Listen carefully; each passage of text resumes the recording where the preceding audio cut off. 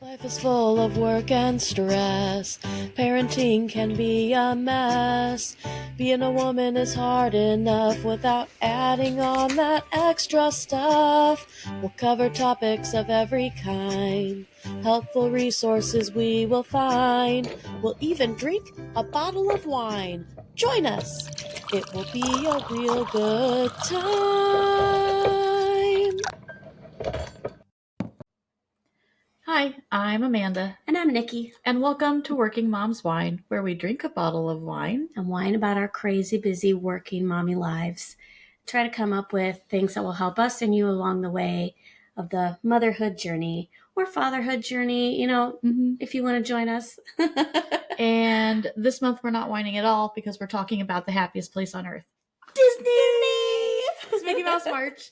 So my favorite month of the year. This year we thought we would cover all 4 parks, some of the history around them and why they were built and when they were built. And then we can talk a bit about what we enjoy about each park. Yeah. But first, we'll talk about the wine Nikki brought. The wine. This wine is from the state of Washington. It says, this approachable and easy drinking red wine offers generous aromas of berries, cherries, and currants. A plush framework of soft tannins supports the red and dark fruit flavors that leisurely gives way to subtle notes of baking spice and mocha on the finish. It's from the Columbia Valley, and it's made by 14 hands. Yeah, 4 hands is something else. You might see a little brewery. guest. Phoenix is coming in and out of the room today. So this month we've decided to cover all 4 parks for Mickey Mouse March. I know, I really like it. That's good. Yeah. And we're going to talk a bit about their histories and our favorite things about each park. First up is Epcot, my personal favorite as a bit of a tech and culture nerd. And I happen to have a lot of information about this one because we've been going to Disney Trivia Nights. Trivia! Yeah! And I stumbled across a video that had a whole bunch of information in it. And a lot of this you can find online, but that's where a lot of our information is coming from as well. So this was one of Walt's biggest projects. And Epcot actually stands for Experimental Prototype Community of Tomorrow, but you will see them use community and city interchangeably whenever they talk about it. But just so you know, if you go to a trivia night, the answer is community. Community. There may have been some debate around that one, but it's community.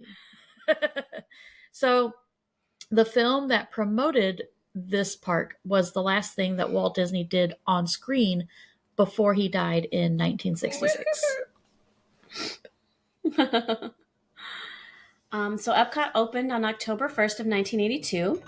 And while it was an amazing park, it was not what Walt's original vision had imagined. Some aspects were still the same, such as having areas dedicated to different countries. But initially, Walt had wanted Epcot to be its own private community. Hence why the word community is the right answer. A community where employees worked and lived on site, tested innovative household inventions from various sponsors, and even had experimental transportation available. Hence the people mover. That's right. Visitors to the park would be able to view model homes, eat from restaurants inspired by different cultures, and shop from local artists. Yep. Epcot actually went by a few different names when it was under construction.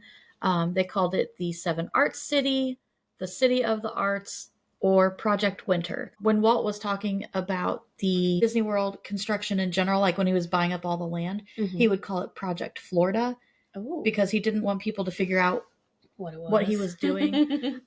So he did the same thing with Epcot. They had a few different names they called it. Initially, he wanted to be able to buy the land he needed as cheap as he could, so he was trying to hide that he was the one purchasing it.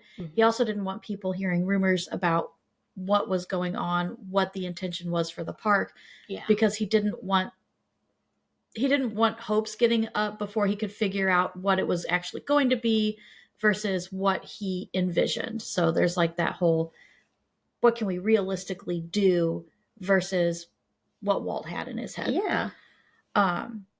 So, of course, rumors did get out, and he and Roy eventually made that pilot film that they showed to a few investors to get them to help contribute to the cost of the park. And they were going to need people to give them inventions as well for people to test out in the park. Yeah. When you said City of Arts, that made me think of the Festival of the Arts, which is the festival at Epcot right now. Yeah, So, that's a good one. made me think of that. We need to stop going always in December so we can try different festivals. I know, but this Festival of the Arts wouldn't be bad because right now it's not hot. It's like 70s hot. So still get a little sweaty, but not like be there in August hot. Well, since it's like 20 degrees right now, I'd be okay with some sweating. I mean, you're not wrong. You're not wrong. As with all the parks, many different cities were considered as potential locations for Epcot before Walt decided to put everything in Orlando. Sadly, so far away from me. Among the rejected locations were Washington, D.C., Colorado, Baltimore, and New Jersey. And what made Orlando so attractive was the absence of winter weather. I guess I can't blame them there. And which would allow the park to operate year-round. Stockholm, Sweden was the inspiration for how Epcot would be set up. I think that's pretty cool. He was just like, oh, Sweden's pretty. Let's do that. Let's do that. One of the things I find the most interesting about Epcot is that Walt didn't only want to set up his own city in Florida.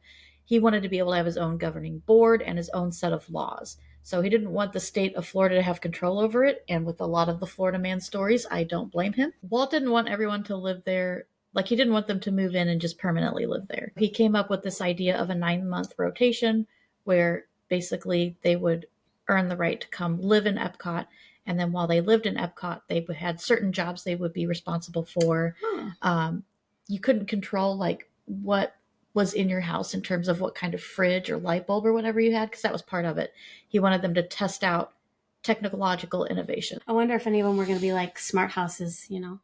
I think that was the idea, was he wanted to, like, since it was a city of tomorrow, be like, this is the next thing they're working on that will automate your life. And like, that makes sense, especially given the carousel progress and how that.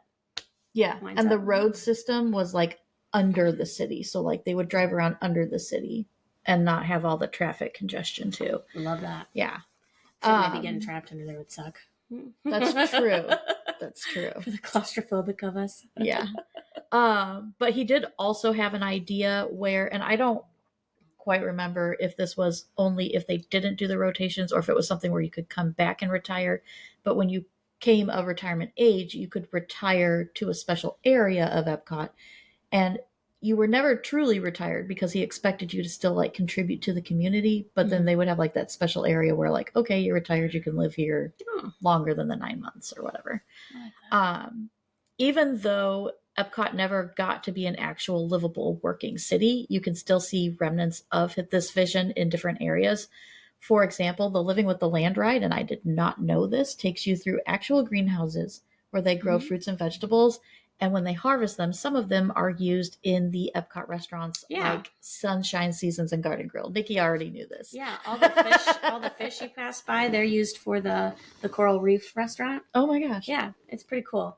There's a lot of like self-sustaining stuff in Epcot that is just really neat. Okay, well, I need this in my backyard now. More about the World Showcase. That's the area of Epcot that displays 11 countries. 9 of them were present on opening day and 2 were added later. Do you know the 2? Put them down below before I get there.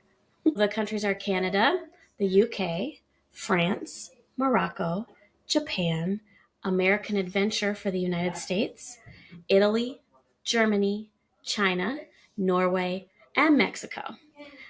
They're all represented, although I would say Morocco probably the least.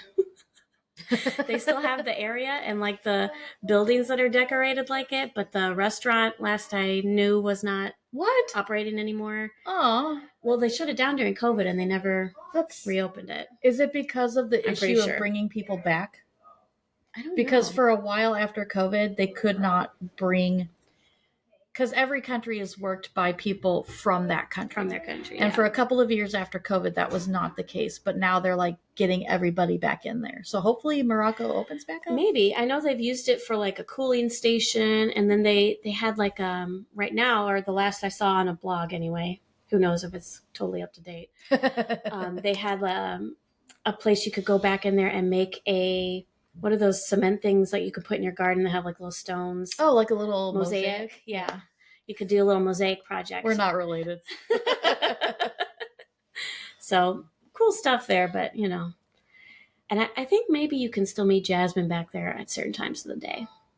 Oh, that would be nice. That was her character's area. Rejected countries include Spain, Costa Rica, Israel, Brazil, and the United Arab Emirates.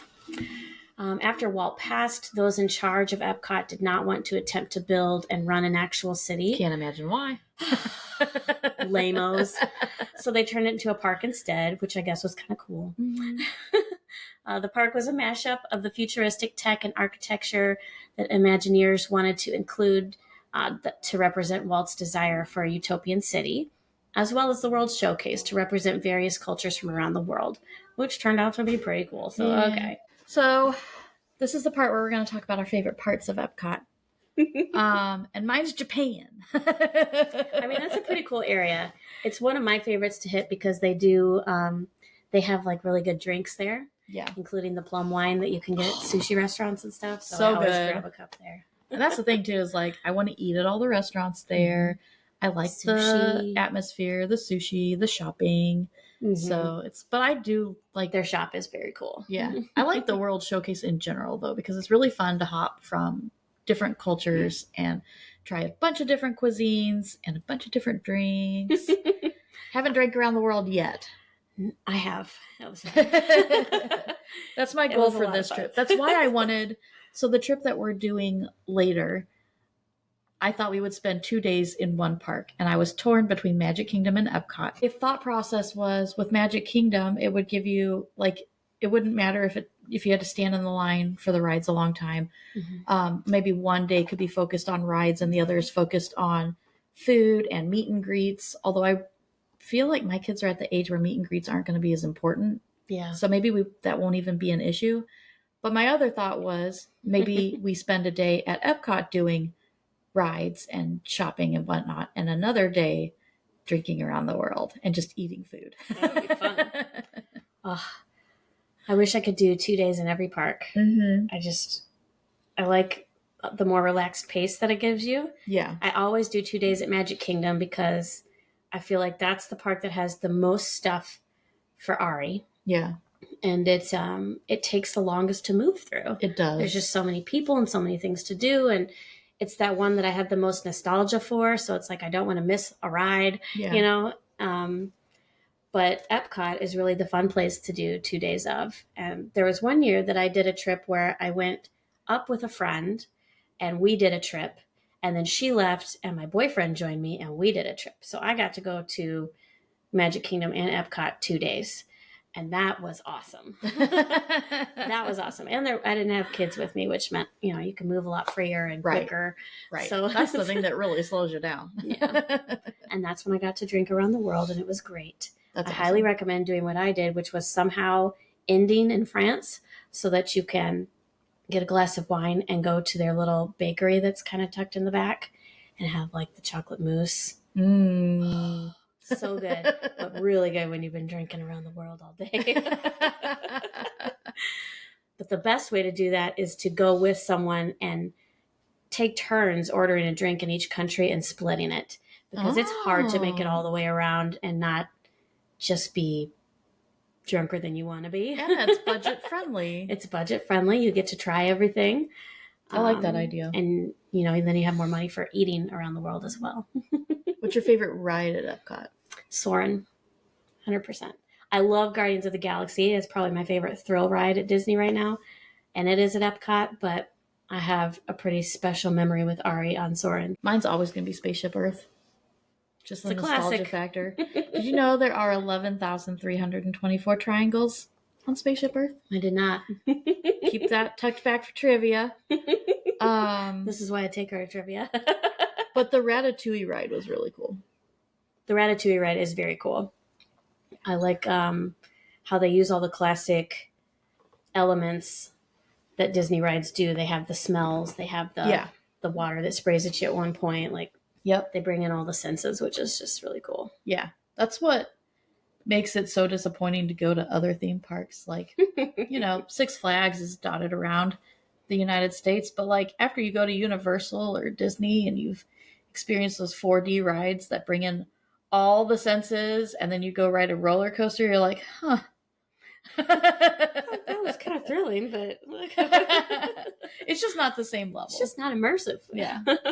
I would have to say probably the reason that I love Soarin' and Epcot is the last time we took a big family trip together. It was right as COVID was kind of winding down. Mm-hmm.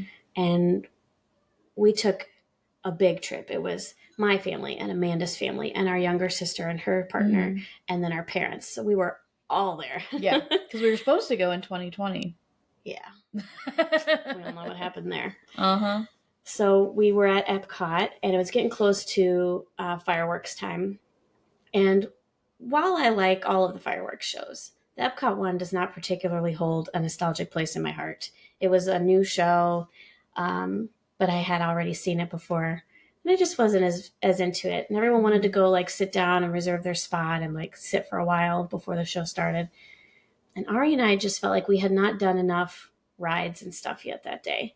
We, we're moving through the park slower, and then we used the new creperie restaurant. Yeah. And while it was delicious, it took forever. And so it ate up a big chunk of the day. And because Brandon was outside with Jack, and he's like, "Are you guys done yet?" Yeah. I was like, I feel like we didn't get to do enough rides. And we had gotten all the way through Test Track to where you get on the ride and then it shut down. So we were given like a return thing that we could use. And Ari and I decided we wanted to run around and ride rides while everyone sat and waited for the fireworks and watched them. And that is my favorite part of that whole trip, was us running around in the middle of the night. Like it was dark. And we hit Soarin' and Living with the Land and Test Track and something else, the Nemo ride. Oh, nice. So we ran all over, and we were hustling to these rides, like just booking it. And it must be nice to have one older child. It was great. She sat in the stroller and I raced on, and it was just one of my favorite moments. That's funny, running around with her. And then we got to leave, and we had to ride the Skyliner back to our hotel, and there's always a big line to get on the Skyliner. And so I pulled over. There's one little shop in the UK right as you're leaving, and it's a pretty small shop, but you can kind of walk through it as you're headed to the Skyliner line. And we went in there, and I found one of my favorite Spirit jerseys, and Ari got a cute little jacket. And she had been asking me for a pin that was shaped like Minnie Mouse. And by the time we got through the store and to the checkout, I picked up the pin and I went to show it to her, and she was passed out in the stroller, like out. It was hilarious. So I bought her the pin anyway. It's exhausting being chauffeured from ride to ride. It's so exhausting. And then I got to just wheel her onto the Skyliner and wheel her off. And we were in the carriage or whatever with other people, because they try to pack everybody in. There's just two of us, and they were all cooing over the sleeping baby. She was like 4, I think, maybe. And it was just one of my favorite memories, was racing around and then rushing onto the Skyliner and figuring out she was passed out, and like I just liked it. My attempt at riding rides during the fireworks was not as successful, because I was thinking the same thing. Like, the shows are fun, but we're not big fireworks people. And I was like, you know what? Instead of fighting the crowds, I've heard it's a really good time to try and ride a ride instead. Mm-hmm. And we had not been on the Frozen ride. Ooh, the line is always ridiculous. And I was like, we have to ride this ride before we leave Epcot. So I was like, well, let's go over there. Well, we went too soon. The line was still very long. But I was like, you know what? Let's just do it. And so we went through the long line and rode the ride. And we ended up seeing the fireworks on the Skyliner on the way out. That's pretty cool too. So in hindsight, I probably should have hit up a few more rides after that. Like, I probably could have looped back to Soarin' and actually ridden it right at this year. But yeah, it was fun to see the fireworks from the Skyliner, because we were like, look, kids, you can actually like see it. Yeah, the rule is, as long as you are in line before the park official close time, they will let you ride it. So even if it's like a minute till closing, you can try to race into a line, and as long as the cast member lets you enter the line, then you get to ride it. So I love it. Well, that's going to be it for the Epcot episode. As always, you can find us on all the social medias as Working Moms Wine. Mm-hmm. We have our website, workingmomswine.com. patreon.com/workingmomswine. And we'll see you next week for the next park. Bye. Bye.